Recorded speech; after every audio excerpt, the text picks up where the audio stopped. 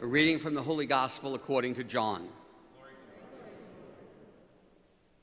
There was a wedding at Cana in Galilee, and the mother of Jesus was there.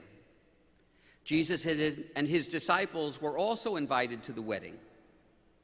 When the wine ran short, the mother of Jesus said to him, "They have no wine." Jesus said to her, "Woman, how does your concern affect me? My hour has not yet come." His mother said to the servers, "Do whatever he tells you."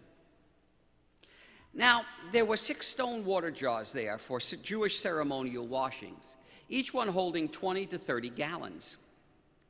Jesus told them, "Fill the jars with water." So they filled them to the brim. Then he told them, "Draw out some now and take it to the head waiter." So they took it. And when the head waiter tasted the water that had become wine without knowing where it had come from, although the servers who had drawn the water knew, the head waiter called the bridegroom and said to him, "Everyone serves good wine first, and then when people have drunk freely, an inferior one. But you have kept the good wine until now." Jesus did this at the beginning of his signs at Cana in Galilee, and so revealed his glory, and his disciples began to believe in him. The Gospel of the Lord.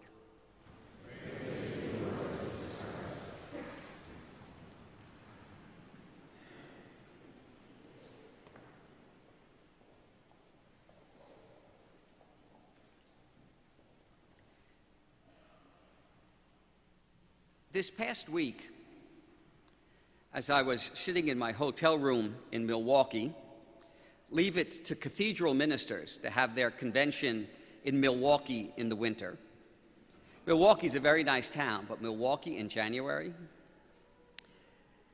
And I was reading these readings, especially this Isaiah reading, in preparation for this weekend. And that morning, I had heard the first reports about the earthquake in Haiti. And the more I heard, the more this reading spoke to me. It said to me, this is a message of hope for those terribly afflicted people. For Haiti's sake, I will not be silent. For Port-au-Prince's sake, I will not be quiet until her vindication shines forth like the dawn, and her victory like a burning torch. The more I heard during the week, the more that reading spoke to me. We have a disaster beyond our wildest nightmares. The poorest country in the Western Hemisphere has been reduced to basically nothing. The city of Port-au-Prince is flat. Something like 95 to 96% of all the buildings in Port-au-Prince are destroyed. What little government structure they had is gone. The parliament buildings are gone. Most of the government buildings are gone, and many of the government employees have been killed. In his address to the convention this week, the retired Archbishop of Cincinnati, Archbishop Daniel Pilarczyk, gave us a wonderful talk on what a cathedral is meant to be. And he spoke to us of the idea of the cathedral as the family home. This is where you go when you need refuge. This is where you go when there's no place else to go. It is our homestead. The people of Port-au-Prince are without a homestead. Their cathedral has been destroyed. Their archbishop has been killed, as has most of the cathedral staff. Most of their religious leaders have been killed. Most of their churches are gone. The seminary collapsed, and most of their seminarians have been killed. There are no roads, there's no electricity, there's no food, there's no water.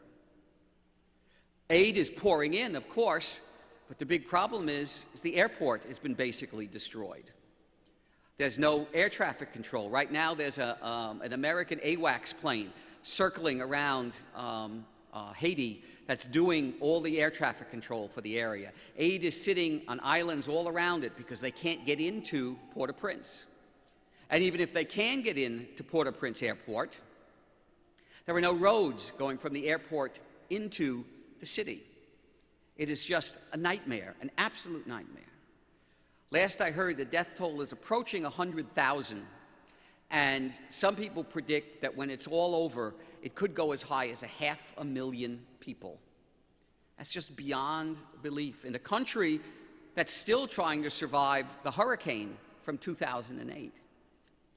This is a disaster that is going to take years and years to overcome, if it can ever be overcome. But with the generosity of God's grace and the generosity of God's people, it can be overcome. Help is already flying in from all areas of the country. The second reading from Corinthians, Paul reminds us that each of us has a different spirit, a different way of giving service. There are many people who are going down there to help. If you read in the press yesterday and Friday and today, different organizations from here in Grand Rapids are sending people to Port-au-Prince to help. Being a New Yorker, I always read the daily news. Some of the elite rescue units from the fire department and police department in New York City are going to Port-au-Prince to help dig people out. I've heard many stories of miraculous rescues, people being dug out from a 4-year-old child, a man's wife being dug out from underneath the rubble of a hotel. But unfortunately, those stories are few and far between. They are desperate for any kind of help they can get. Fortunately, the Catholic Relief Services building in the middle of Port-au-Prince was not heavily damaged. Almost all of the Catholic Relief Service workers have been accounted for. They were able to hit the ground running as soon as the earthquake was over to give what little supplies they had out. But those supplies are naturally gone and need to be replenished. The whole world is joining to help the people of Haiti. This weekend, throughout the United States, in every parish in the country, collections are being taken up for the people of Haiti, and we will take one up here in just a few minutes for the people of Haiti. It will be our first collection today. We're going to take 2 up, and I'll explain in a minute how we're going to do that. Please be generous in it. If you only came expecting one collection, give that money to Haiti. Yes, the cathedral here needs it, but not as desperately as the people of Port-au-Prince do. We'll survive. They might not. Give what you can to them. If you didn't bring anything with you today, there are envelopes in the pews. You can use that to put the money in today. If you want to, take the envelope home, write out a check, put it in the mail to us, and we'll get it to Catholic Relief Services. Make your checks out to either the cathedral or to Catholic Relief Services. If you've given already, give again. This is not a disaster, as I said. This is not a crisis that's going to end this week or next month or next year. This is going to take years of desperate help to help these poor people.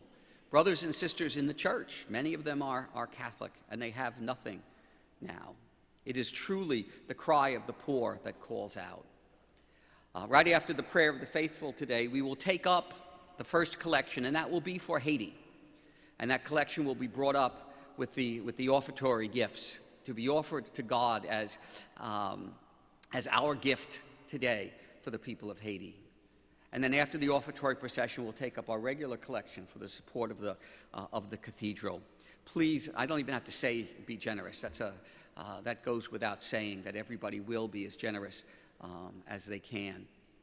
Hopefully one day, this message of hope that is in Isaiah will be able to be spoken with truth to these people. One day they may be able to wake up and say to themselves, yes, no longer will our land be called forsaken or desolate. We will understand what it means when God says, you are my delight and my espouse. As the bridegroom rejoices in his bride, one day we can say to them, so the Lord will rejoice in you. And the only way they can do it is through our prayers, which they desperately need, through the grace of God, and through our generosity. God bless you for your generosity. Remember these people in your prayers, and do not be silent.